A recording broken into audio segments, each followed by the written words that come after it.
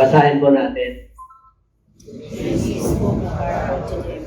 That men always ought to pray and not to lose heart. Okay, yan po natin ang ating mga ulo. Lifting up your holy name. Blessed be the name of God. Hallelujah. We adore you. We lift up your blessing. First of all, forgive us. You know us, O God. Kilala mo kaming lahat. May mga kasalanan po kami because worthy, Lord, to hear you. Speak to us, Lord, through your Holy Spirit. Use your servant as an instrument. In Jesus' name. Amen. Okay? At peace be with you. Sabi mo siya kapatid. Okay. Kayo po yung makakapon.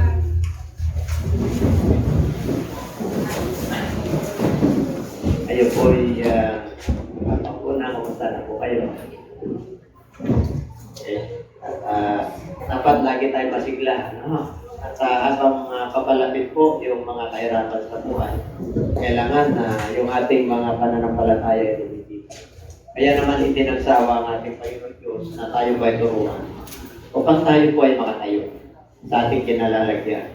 Kasi minsan ang mga mananampalataya, akala nila yung pagtawag sa kanila ng Lord sa mga ganito ay mapapaw lang. Pero habang tayo po ay pumapalawag sa ating pananampalataya, ang Diyos po ay kinakausap na po tayo. At pansinin po natin yung mga salita ng Diyos, yung mga instruksyon ng Diyos sa ating mga buhay. Huwag na nating paliwalain. Lagi po nung panahon ni Noah, pinapaliwala nila yung salita. At nung dumating ang ating Panginoong Isus, ganun ka rin po. Sa sabi ng Lord, ang pagbabalik ko ay natulad sa panahon ni Noah. Ang mga panahon noon ay sila ay nag-asawa, happy-happy, inuman, at mababaw lang salita ng Diyos sa kanila. At tumating po yung panahon ng pagbaha at pumasok po ang pamilya ni Noah na siyang nanali. Kaya sila po ay naligtas. 8 lang po ang naligtas. Ang capacity po ng arca is 600,000. Okay, during those days. At ang panahon po, ang pagbabalik ng ating Panginoon ay ganoon din. Okay, kaya hindi na po tayo po bilang mananampalataya dahil kasama tayo sa Church of God. Kailan sensitibo na po tayo. Ang sabi ng Lord, magkipot ang daan. Magkipot. Ang Diyos ang nagsabi nun, hindi ako. Kasi nabi ng Lord na magkipot ang daan, meron kang gagawin. Ilitin mo. Sabi ng Lord, kumpirtin ko kami. Kaya nga sabi niya, pinapahayo tayo. Kagaya ng panahon nila, Noah, nangaral po siya ng 120 years. Pero 8 lang ang kaluluwang naligtas. Alam lang tayo ng mga aral. Kasi kukunti lang talaga papasok. Amen? Huwag ka magsawa. Amen? Huwag kayong sa mga kapaligiran na malalaki ang church. Okay. Mayayaman. Okay lang. Walang problema yun. Kilala. Okay lang po yun. Walang problema yun. Ang pinakamalaga yung relasyon po natin sa Diyos. Yung buhay na walang hanggan. At na tamang-tama lang ang dumarating.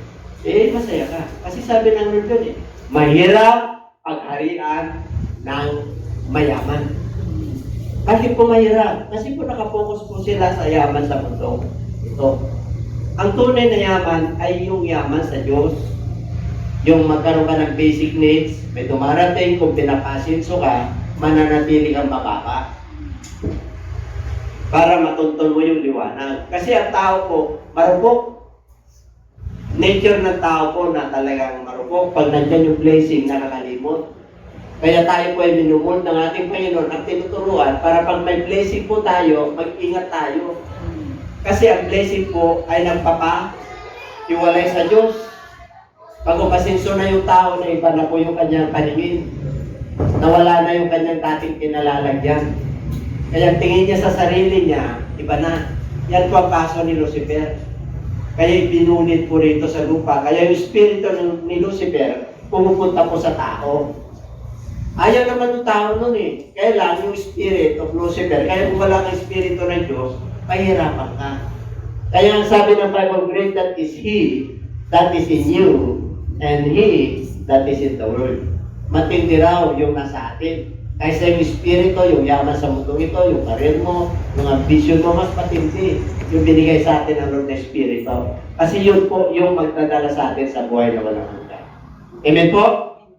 Okay. Kaya ngiti na dyan.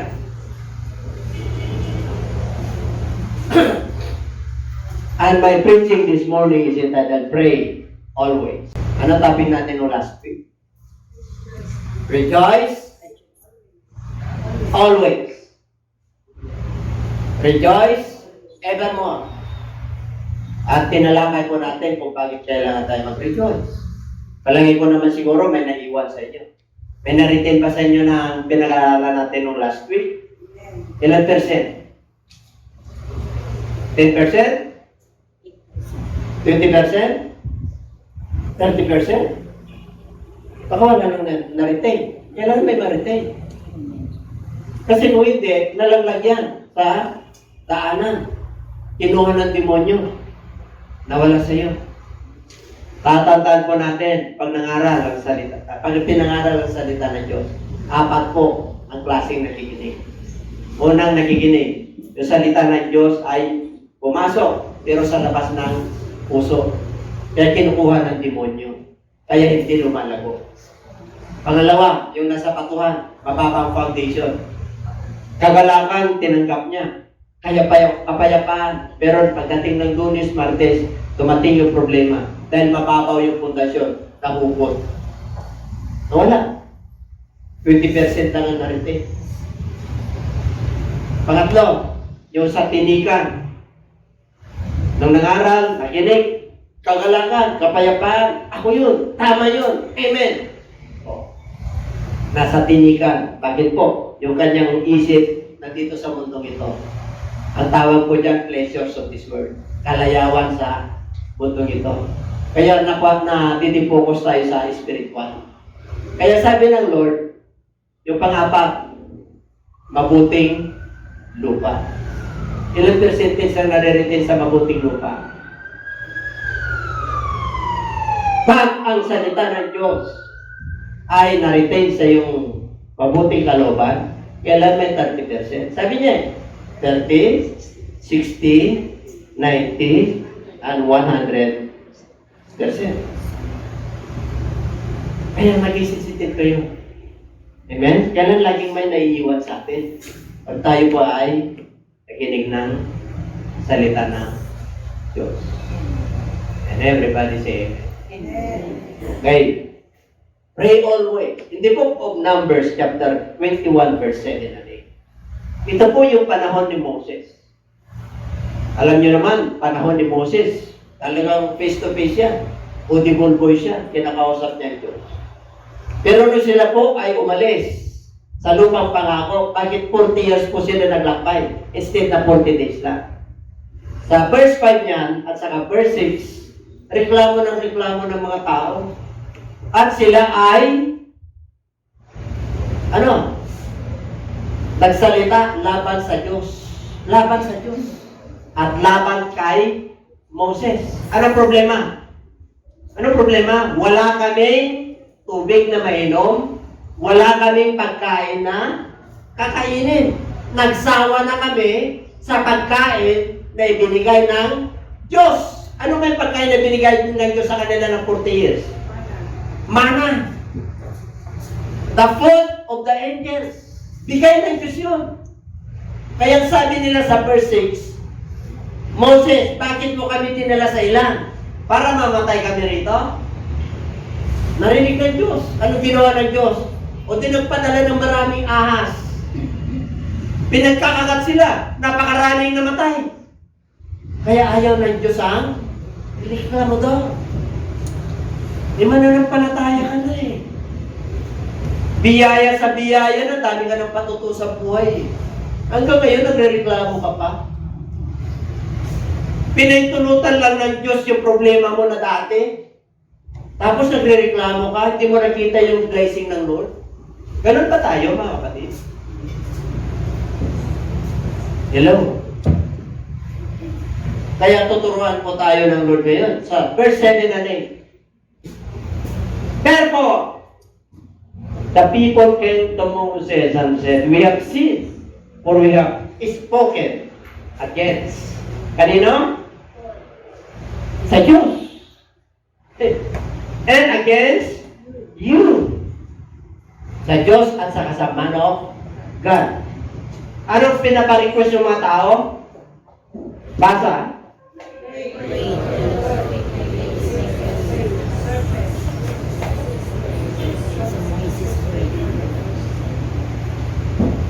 Please, nakiusap yung mga tao kasi daming namamatay eh. Tinutuklaw sila eh. Ang daming ahas eh. Hindi nyo ba alam na maraming ahas sa ating buhay? Daming tukso. Kaya minsan yung connection natin sa Lord, di ba, nawawala. Dahil sa mga fiery arrows. Ang tawag ko rin, fiery arrows ni Satan.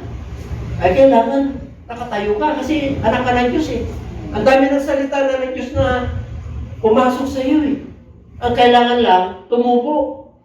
Kailangan lang mag-grow. Kailangan may ugnayan ka sa Lord. Amen? Oh, how to worship God. How to pray to God. Hanggang ngayon shallow pa rin.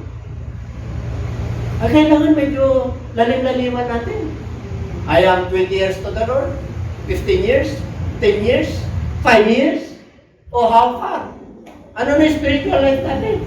We must evaluate. Pa-pray po natin yan.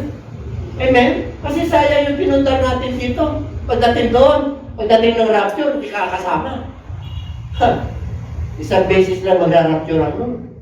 Tiyakin lang natin na makakasama tayo. Hindi nagbibiro ko yung rapture po. Yung parang panahon ni Noah. Nakapasok sa arka yun. Yung rapture. Sino pa itong mundo ito? Heaven and earth pass away.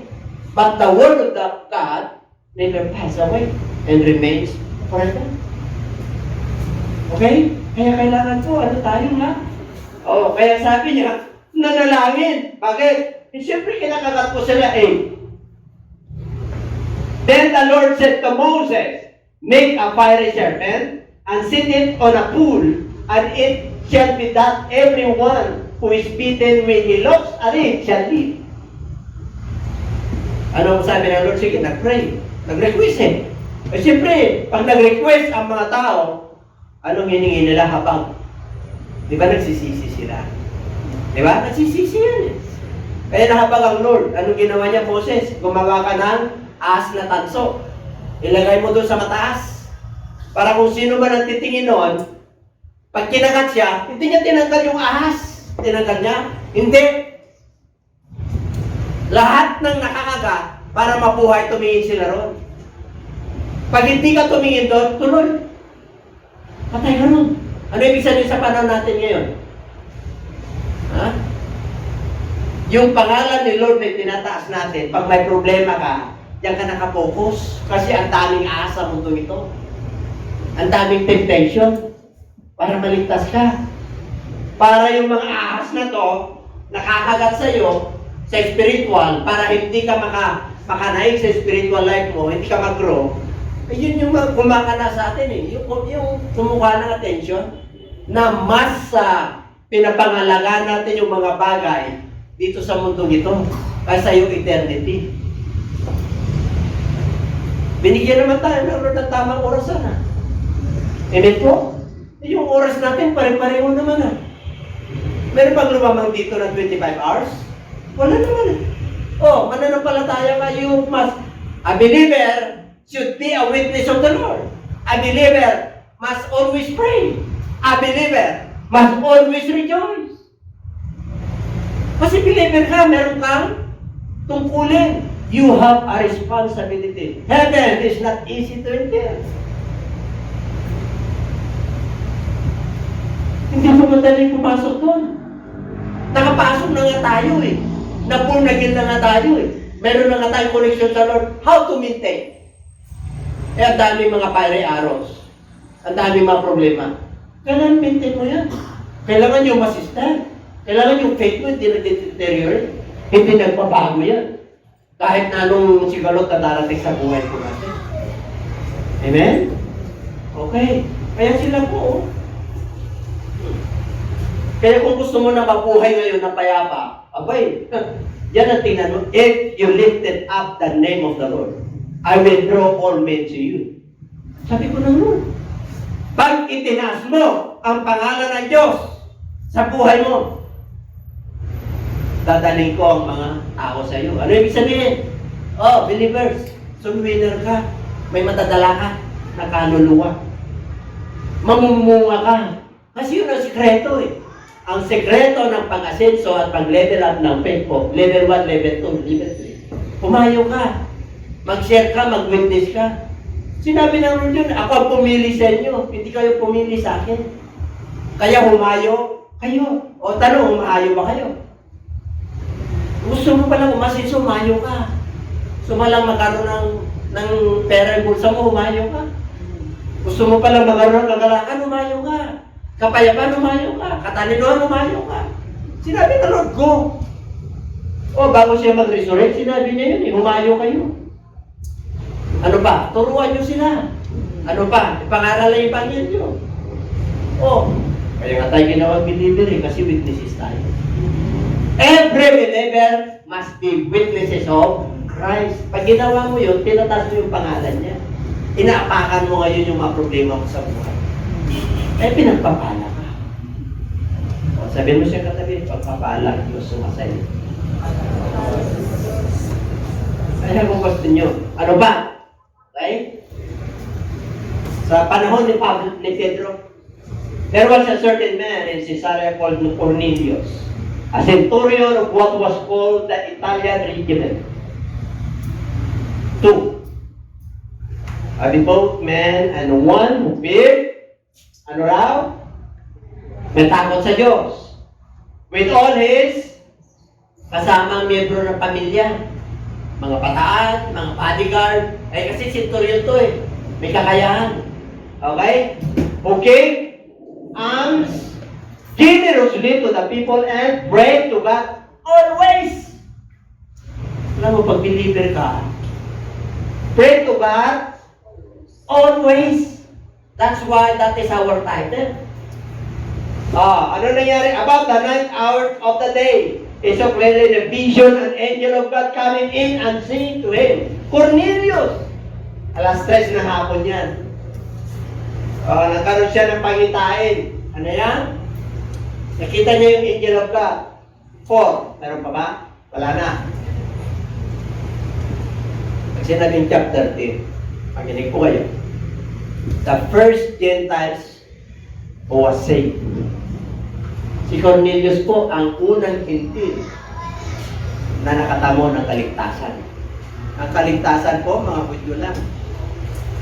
Ha? Kaya dito po, si Pedro, Hudyo yan, pure. Kaya pinili ng Diyos yan eh. Amen po. Yung 12 disciples ng Lord, puro Hudyo po yun. Ang customary ng Hudyo, hindi siya pwedeng makisalamuha sa mga hintil. Kilala niyo yung mga hintil? If you're not a Jew, you're not a Gentile. You're a Gentile. Ibig sabihin, hindi ka pwedeng matataas yan. Kasi sila lang yung ligtas. Kaya nangyari dyan, habang nandun sa Caesarea si Peter, sabi ng Lord sa kanya, okay, pumunta ka doon kay Simon. Hindi si Simon Peter yon. Yung taga-tulpi ba yun? Tartener. Kumbaga sa ano. Ngayon, ang sabi ng Lord sa kanya, habang siya nananalangin yan. Hindi ko na sasayin hanggang verse 40 yan. Shortcut ko na lang para makuha nyo yung content. Kailan makuha po natin yung content eh. Hindi tayo basta-basta kumukuha lang ng verse. Okay? Ngayon, nanalangin siya. Alam niyo bumagsak? Ang mga pagkain. Kainin mo, sabi ng Lord. Yung isang blanket na kanya, bumagsak sa kanya. Nasa upper room siya. Pag sinabing rooftop, doon ang kanilang prayer. Yun yung nakadesign na bahay po nila kasi pagka tumingin sila, ulap kagad yan. Yun talagang design niya ng mga bahay po roon. Kasi galing po kami roon eh. Okay, sa tulong ng ating Panginoon. Ngayon, nung siya nagpipray po, nabuksan ang kalangitan, sabi ng Panginoon kay Peter, kainin mo yan. Lord, hindi ko kayang kainin. Bakit? Ihudyo ako eh. Marumi yan. Ano sabi ng Lord? Ayaw mo kainin? Ang nilinis ng Diyos ay pwede mo nang kainin. Nilinis ng Diyos. Ngayon, ang sabi ng Diyos sa kanya, yung mga bataan ni Cornelius, punta kayo roon kay Simon, hindi si Simon Peter kasi ipapadala ko rin si Pedro. Yun ang mangangaral sa inyo. Okay? Yung mga pagkain na literal na gumagapang, hayop, isda, lahat, bawal sa kanila yun. Pero nilinis na na doon. Ano ibig po sabihin yung turo, yung gospel? Kaya nung pumunta yung mga bataan, si Cornelius, nandiyan ba si Peter? Oo, bakit may bisyo na? Sinabi ng anghel eh. Sinabi na rin kay Peter. Sumama kagad si Peter eh. Sumama. Pinangaral ngayon. Ano raw? Kasama yung household. Ano yun raw ang karakter sa what? Ito na. Siya ay devout man, maka-Diyos. Takot sa Diyos. Kasama ang miyembro ng pamilya. Gentile siya na Gentile, si Timoteo. Si Saria po yun, di naman Jerusalem, Juda yun eh. Ang Samaria. Si Saria na po, labas na po ng Jerusalem po yan. Hindi na Hudyo yan. Mga hintil na yan. Anong ginagawa niya? Siya po ay mapagbigay, matulungin sa mga tao at nananalangin lagi. Kaya nung nangaral si Peter dyan, nangaral pala, nakahanda na yung mga household ni Cornelius. Habang nangangaral si Peter, ano nangyari sa kanila? Nakatanggap sila ng Holy Spirit. Pero mo, mga hintil, nakatanggap ng Holy Spirit. Bakit? Bukas yung kanilang kalooban, naka-ready. Kaya ginawa ng Diyos na speak in tongues sila. Yung mga Hudyo, bakit sila nakatanggap ng Holy Spirit? Di ba tayo lang may pagkakot? Hindi. Sinabi ng Joel, I will pour out my Spirit upon all flesh. Wala nang itinatangi ang Diyos nung nag-resurrect ang ating Panginoon Jesus. Kaya sabi ni Apostol Pedro, anong makakapagpigil sa atin na hindi babautismuhan ang mga tao ito? And they were all baptized in the name of Jesus. Wala kayong kapuna. Yung mga Hudyo nung nangangaral si Apostol Pedro, nabaptize muna sila bago sila makatanggap ng Holy Spirit. Pero dito, Holy Spirit muna bago sila nabaptize. Kaya sa panahon natin ngayon, pag malinis ang puso mo, kahit hindi ka pa nababaptize, pwede ka na mapuspos na banal ng Spirit. And everybody say amen. Okay? Number 1, the essence of prayer. Luke 18:1. Bakit mahalaga ang prayer? Because God commanded. Because Jesus Christ commanded. Tingnan natin. Basahin natin. Then he spoke a parable to them that men always ought to pray and not lose heart. Pag sinabing men, babae at lalaki, lahat po tayo yan.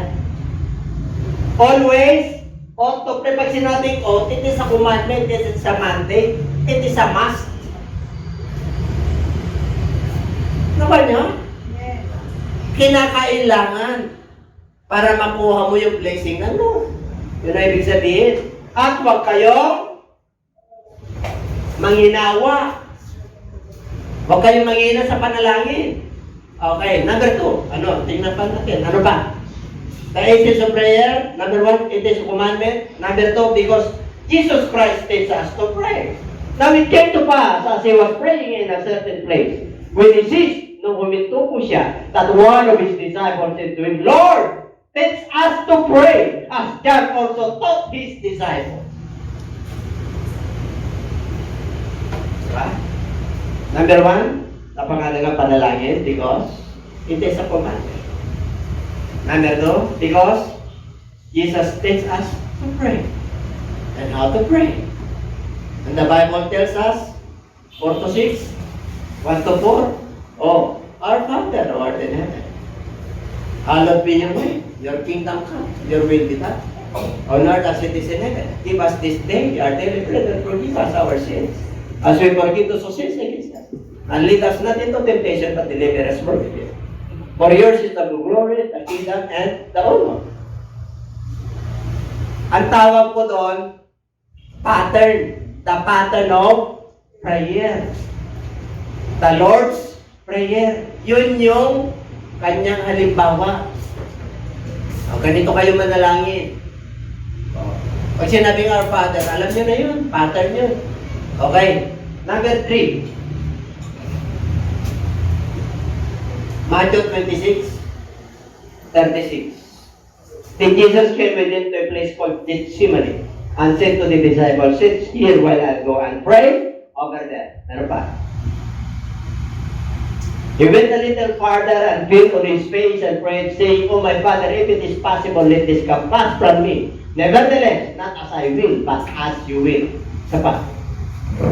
Watch and pray, lest you enter into temptation. The spirit that is willing, but the flesh is weak. Number 1, it is a commandment. Number 2, Jesus tells us to pray. And number 3, Jesus gives us an example. Before crucifixion po yan. Nasa Gethsemane po siya. Garden of Gethsemane. Ano sabi niya? Ano request niya? Sa kanyang disciples, may iba kayo rito ah. Sino kasama niya? Si John, si Peter, at saka si James. Samahan niyo ako. Sabi niya, samahan niyo ako. Sinamahan siya. Okay, dito lang kayo, magbantay kayo. Pag sinabing magbantay, watch. Paano ba kayo magbantay? Ha? Magbantay ng TV. Magbantay ng TikTok. Paano ba kayo magbantay? Ha? I want to watch your TikTok on your TV. Di ba? Hinanap-nap nyo. Ha? Para makuha nyo kung ano ibig sabihin. Di ba? Pag sinabi ng Lord ng watch, ibig sabihin, bantayan mo yung spiritual mo. I-prepare mo yung sarili mo kasi manalangin ka. Papunta ka sa spiritual journey. Huwag kang matipokus. Kasi pag nag-pray ka, mamaya may langaw, may lamok. Mamaya, wala na. Nagpipray ka, yung shallow prayer, yung sinabi ng Lord na, they pray, they honor me with their lips, but their hearts are away from me. Nagpipray pero shallow. Mapapaw. Nagpipray siya, hindi siya nakaka-concentrate, hindi siya spirit. Yung imagination niya yung problema niya. Nag-pray, di ba? Ang prayer natin, gano'n. Nandito lang sa kisame. Eh, ano sabi ng Lord? Our God is a spirit. Then, you must worship Him or pray in spirit and in truth. Kailangan yung spiritual realm mo dito. Eh, kailangan ano na? Naiwan mo na yung mga problema habang kinakausap mo ang Diyos. Ay, pagka ganun tayo, matindi ka. Kahit na gano'ng kalayo yung pag-pray mo, gagaling. Kahit nahirap ka sa buhay, masaya ka. Kasi alam mo, hindi ka pababayaan ng Diyos. Pag meron kang transaction, alam mo, ibibigay sa'yo ng Diyos, kahit na gano'ng katagal. Bakit? Ihiniling mo sa Diyos yun. Amen? Kaya huwag kayong, kaya sabi ng Lord, wait patiently upon the Lord. Bakit magkaroon ka ng pagtsatsaga pag kayo Lord? Bakit po? Hindi na madali natin eh. God is a perfect. Meron siyang oras, meron siyang panahon. Ganon din po tayo. Minsan may oras tayo na, diba, kapayapaan. May oras tayo na hindi payapa. Kahit sa pamilya, kahit sa mga asawa. Pero kailangan, bago magdapit hapon, abay, payapa na kayo. Amen? Huwag nyo lang hintay na kinabukasan pa. Kasi mag-ugat po yan. Pag nag-ugat yan, ang foundation ng hindi nyo pag-uusap ay tumitibay hanggang wala na kayong nararamdaman sa isa't isa. Diyan pa ba kayo? Kailangan be wise. Kaya sabi ng Lord, watch and pray. Number 3. Not to enter into temptation. Kanina, it is a commandment. Yun ang kalaga ng prayer. Kaya kung bakit manalangin ka lagi. Kasi, Nagbigay siya ng halimbawa. He teach. And now, siya mismo nanalangin to be an example. Sabi niya sa kamalagan, panalangin niyo ako. Dito nung uli. Babalikan ko kayo. Di ba kayo makapanalangin ng isang oras? Isang oras. Di ba panalangin natin isang minuto lang? Hirap pa. Minsan, 3, 5 minuto lang, mahirap pa yung manalangin. Isang oras. Sabi ng Lord, di ba kayo makapanalangin na isang oras? Di ba? Kaya pag masanay ka palang manalangin isang oras. Paano ka manalangin? Kailan siyempre mag-worship ka. Yun ang pattern Our Father. Paano kung wala ka na may panalangin, ubus na? Kaya mo na, mag-speak in tongues ka. Kaya mo na mapil ka ng presence ng Lord. Puspos ka ng Holy Spirit. Mamaya, dami ka nagpag-prepare. Mamaya, 1 oras ka na pala. Hindi mo na malayan. Mamaya, 2 oras na pala. Ang pag-pray, hindi lang nakaluwa. Pwede ka nakaupo. Pag nangalay ka, pwede ka nakatayo. Kasama yung prayer, yung pagsampat, pagpuri. Para hindi siyalo yung yung pag-pray natin. Maramdaman mo kasi yung presence ng Lord pag nag-pray ka. Kung naramdaman mo na, mag-request ka na. Amen? Para mo nang inapakan yung mga problema at kahirapan, makaramdaman. Opo. Sinabi ng Lord yan sa Book of Psalms. Itataas ka ng Lord. Nasa bato ka. Ang ibig sabihin, lahat ng mga problema mo nakaapak. Hindi sa ulo napunta. Saan? Sa paa. Ang problema sa atin, yung mga problema natin nasa ulo, kaya hindi tayo makatulog. Kaya nandun yung stress. Nandun yung sakit ng katawan. Nandun yung kabalisahan. Di ba balisa tayo? Ano pinag-aralan natin nung last week? Be careful for nothing. Huwag kang mabalisa sa anumang bagay. And everybody say amen. Palakpakan natin ang ating Panginoon. Kasi, para hindi ka matukso. Kasi ang Espiritu ay gustong manalangin. Pero itong laman, ayaw. Nantok, maraming problema. Uy, ako pa lang. Schedule ko ngayon ng diba? Pag nakita mo, nakapokus ko na doon sa gadgets mo, hindi masama ang gadgets. Lagyan mo ng limitation. Lang tayo rito nandiyan na yung mga anak nyo, kahit na 3 years old, 2 years old, pinagaya. Pero pag mananampalataya ka, limitan mo. Kunin mo kahit umiyak. Kasi madaling mamatay yan. Amen? Kasi wala yung immune system ng bata, paano makakaroon ng immune system? Nandun siya sa gadgets. Kunin nyo. Pinag-aaral mo, mamaya, dami na depresya. Gusto nyo ba yun?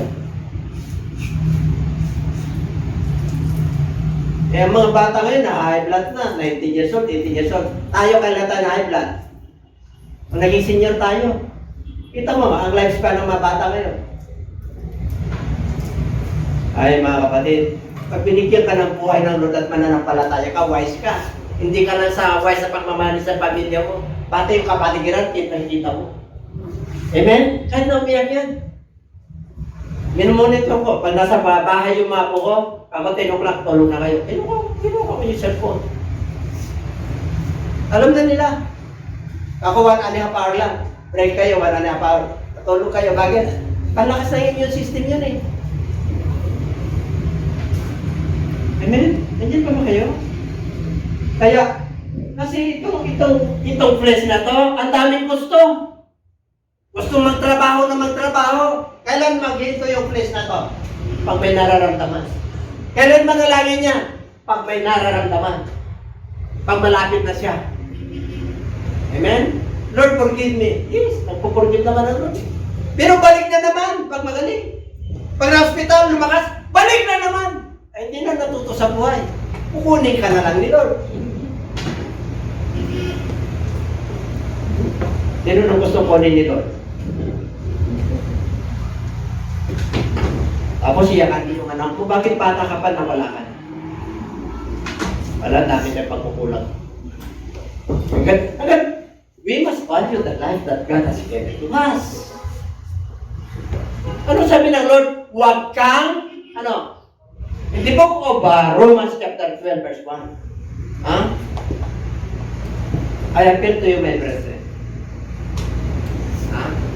Present your bodies a living sacrifice, holy and acceptable to God. For this is the reasonable service. Be not be transformed to this world. Huwag ka makiayon. Huwag ka makiayon sa mundong ito. Kung sa gadget sumisikat, yes! Para magkaroon ka ng knowledge, okay! No problem.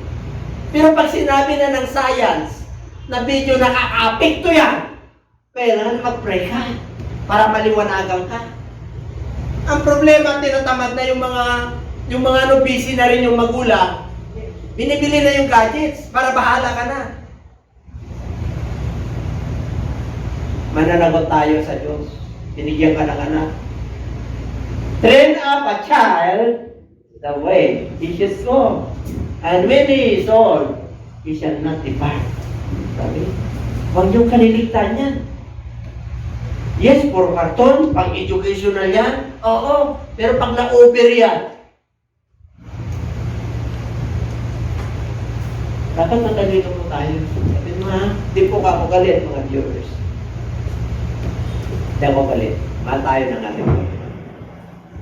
Ang tao, pag nagkaroon siya ng buhay na kasiya-siya, gusto niya magkaroon ng long life. Amen? Kaya lumalakad tayo sa mundong ito eh. Kasi masarap yung buhay na binigay ng Lord sa atin. Pero ayusin natin, huwag tayong basta mag-iayon sa gawa ng mundo ito.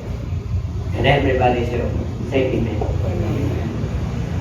Be not be conformed in this world, but be ye transformed by the renewing of your. You must have the mind of Christ, not focusing on this earth. Kasi, tatanda tayo. Iwanan natin lahat yan.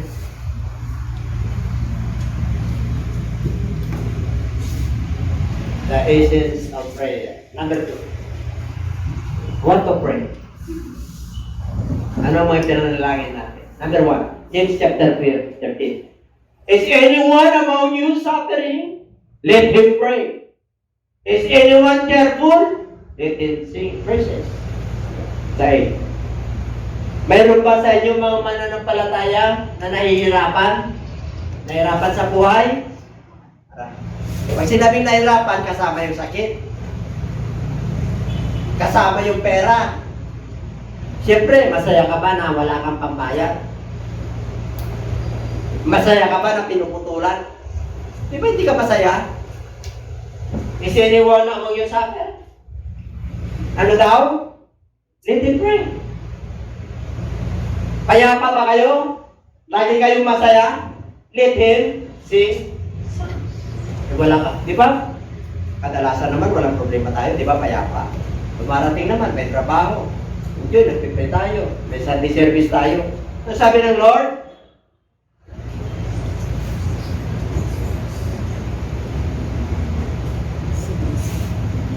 Ilagay mo na yung TikTok mo dyan kahit 3 hours a day. Pero huwag mo kalimutan ito. Huwag mo rin kalimutan ito. Siguro naman masaya ka na mag-TikTok na 3 hours, di ba? Ganun kabuti ang ating Panginoon. Eh yung iba hindi, 8 oras. Mami, my son, my daughter, let's see. Oh, Mami, wait. Wait! Naghihintay mo yung pagkain? Dahil ginanahan ka sa TikTok ng sumubra ka na? Huwag naman gano'n. Pwede na kayo magsalita. Anak, pasensya ka na, kunin ko muna yung laptop. Meron akong authority. Meron akong authority. Bakit? Nandito ka pa sa bahay ko eh. At saka, pera ko yan pinabili dyan. Parang mas matigas pa yung anak sa tatay. Children, you want a long life? Honor your.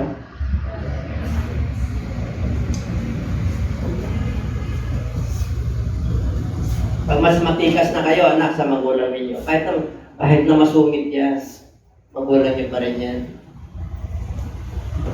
Para igalang din kayo pag nagkapamilya kayo, magtanim na kayo ng paggalang.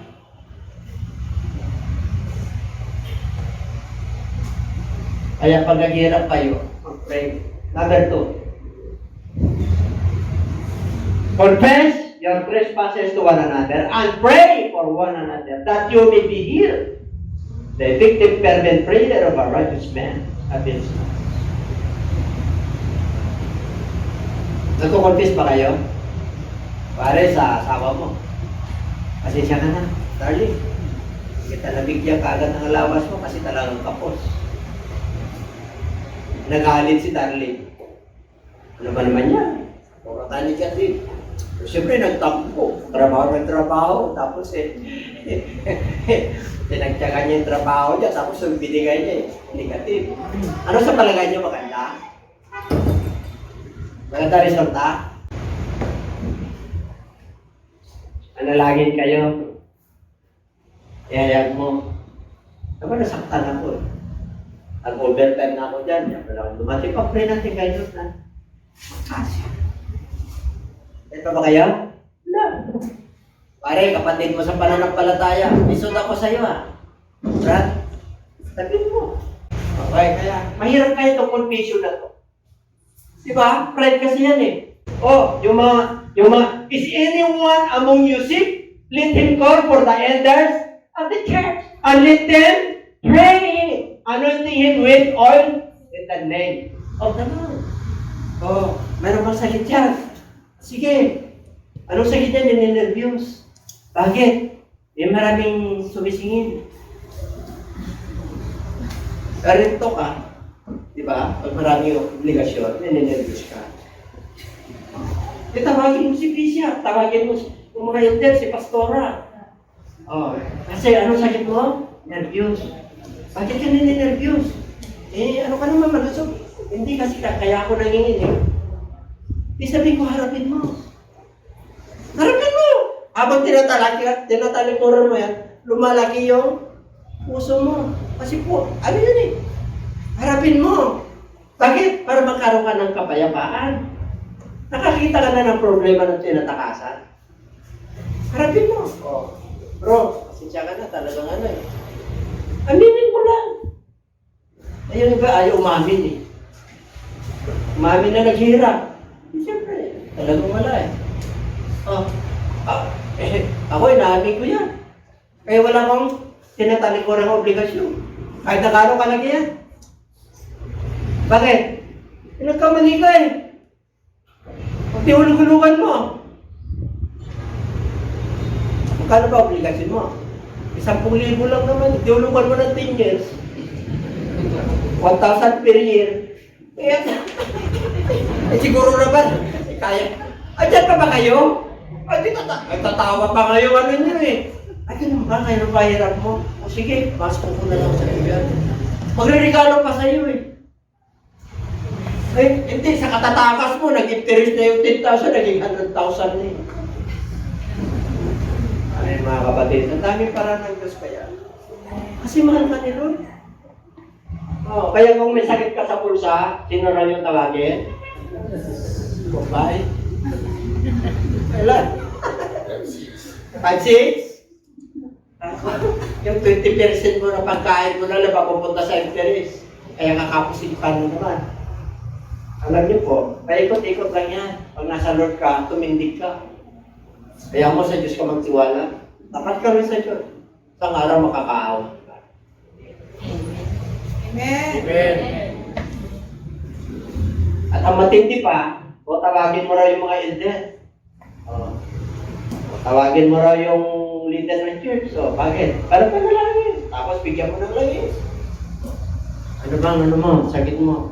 Hindi sakit yan. Nervyos yan. Kasi nag-alala ka. Ang kabalisahan, ninenervyos yan. Ayaw ng Lord na nababalisa tayo. Ayaw ng Lord na nag-aalala tayo. Yun nga ang kaway ng Diyos eh. Yung ibon niya, pinapakain ko eh. Ikaw pa, hindi kita pakakainin. Kahit wala kang trabaho, may gagamitin ako sa iyo. Wala kang kapitbahay, magkakaroon ka ng pupunta ng loved ones mo to. Bakit wala kang kapitbahay? Kasi masama ugali. Pero yung papakain pa rin. Pero kabuti kasi yan, Diyos. Diyan pa ba kayo? Kasi yung iba, ayaw ng mga kapitbahay, gusto niya magsulong. Kasi marami siyang ginagawa. Abala. Nakakita na kayo ng kanan? Na umahan ay saan? Ayun na. Ano sabi ng Book of Proverbs? Mas maganda yung dalawa. Para pag kininaw yung isa, kukumutan niya yung isa. Mas maganda tatlo. Bakit? Mas maraming heads, mas marami. Parang walis yan eh. Mas marami kayo, di ba? Hindi na nag-iisa ka sa buhay. Mamaya-maya, kung nag-iisa ka, wala kang pag-expressan yung ano mo, yung outlet mo, mamaya magbilang ka na ng poste.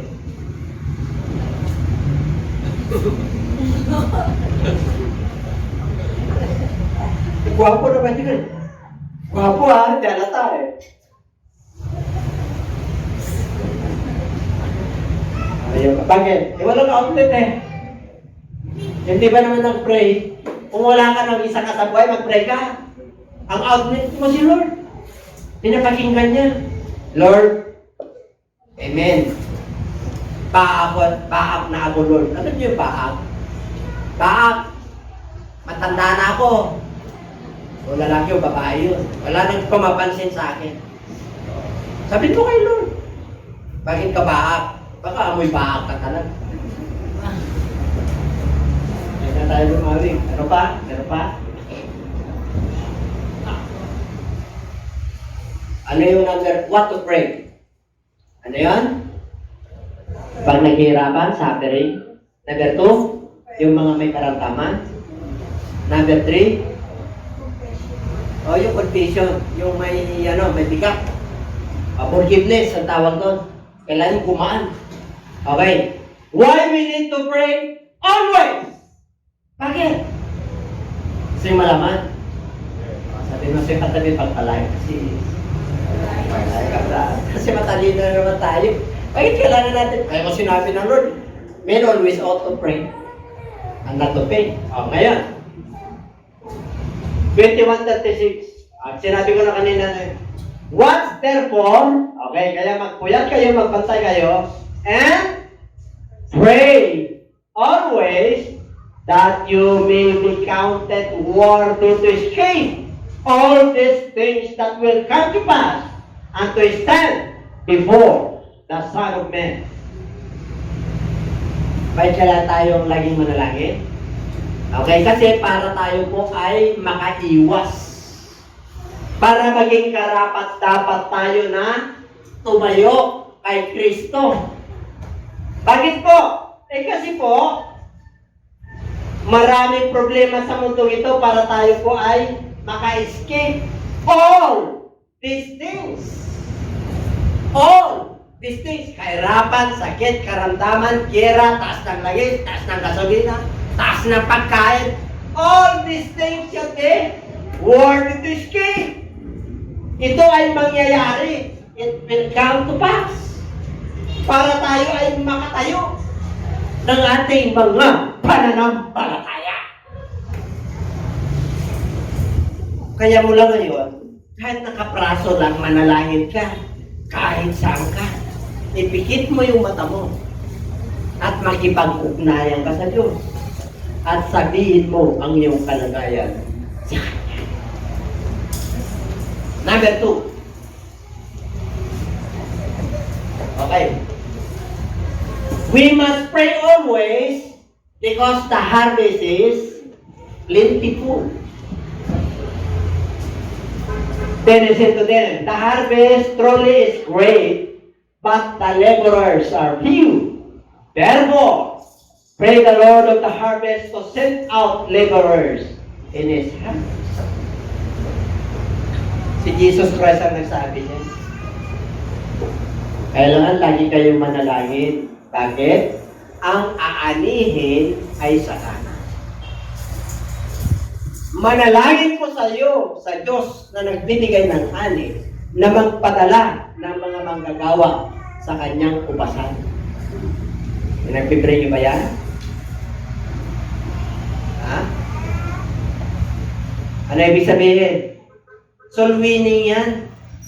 magpadala ka ng maraming manggagawa kasi pagdating sa harvest, during those days, panahon ni Kristo, great is the harvest. Kunti lang ang trumatrabaho sa gawain ng Diyos. Okay. Ano ang kailangan natin para makakilos sa Diyos? Ha? Maraming nananalangin, prayer lang. Tingnan natin. James chapter 5 verse 15. And the prayer of faith will save the sick. And the Lord will raise him up. And if he has committed sins, he will be forgiven. Alam niyo, pag nagpipray kayo ng with faith, kahit na makasalanan yun, makukunbig eh. Iiyak yun. Hihingi ng patawad sa Diyos. Ganun katindi. Hindi ka lang nananalangin. Pag nanalangin ka, meron kang pananampalataya. Kasi may nagpipray na pray lang.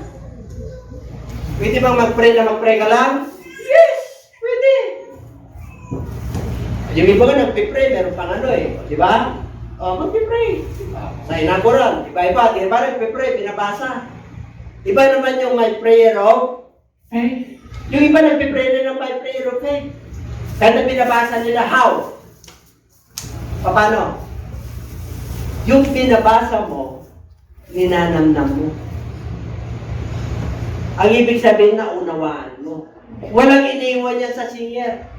Alam mo yung singer na siya ay umawit na galing sa puso kaysa galing sa puso sa lamina. Ganun din, pwede mong basahin.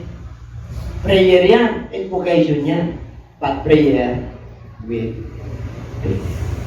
Nandun yung binabasa mo sa puso. So, yes. Number 2. And shall God that avenge his own elect who cry out day and night, to him who he bears long with them? I tell you that he will avenge them speedily. Nevertheless, when the Son of Man comes, will he really find peace on the earth? Konklusyon na tayo. Paano ka tutukunin ng Lord?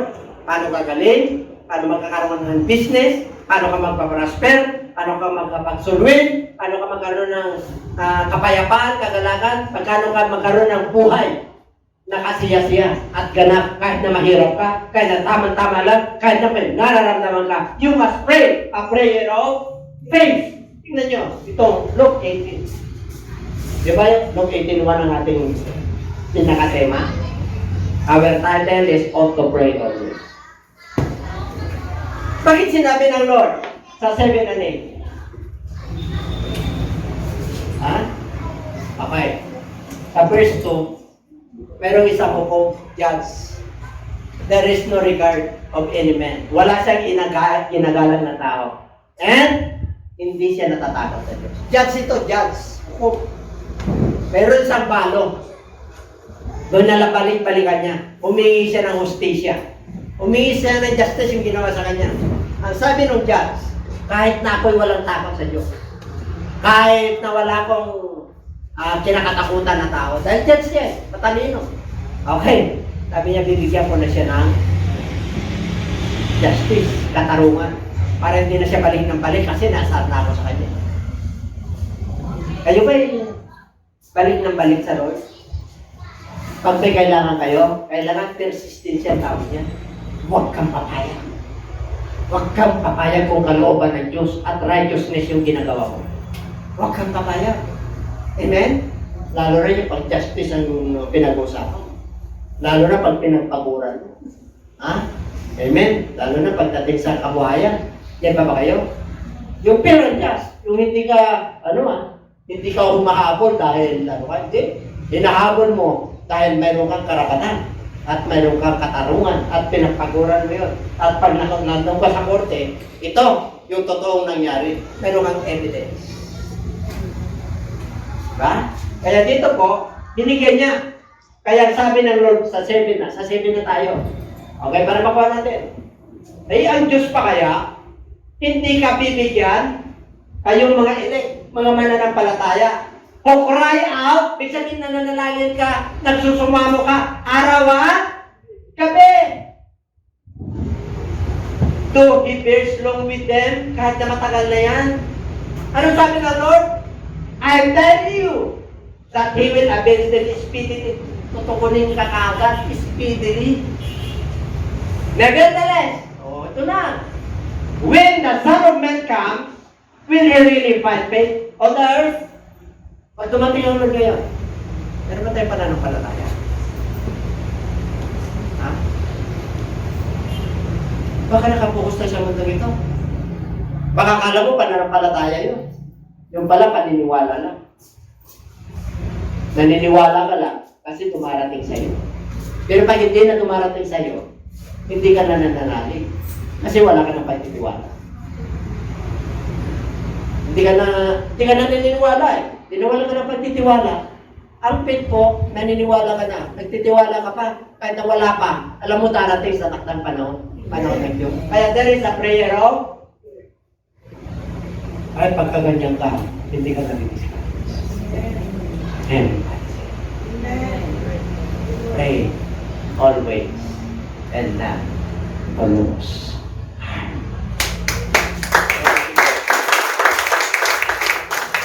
Hallelujah.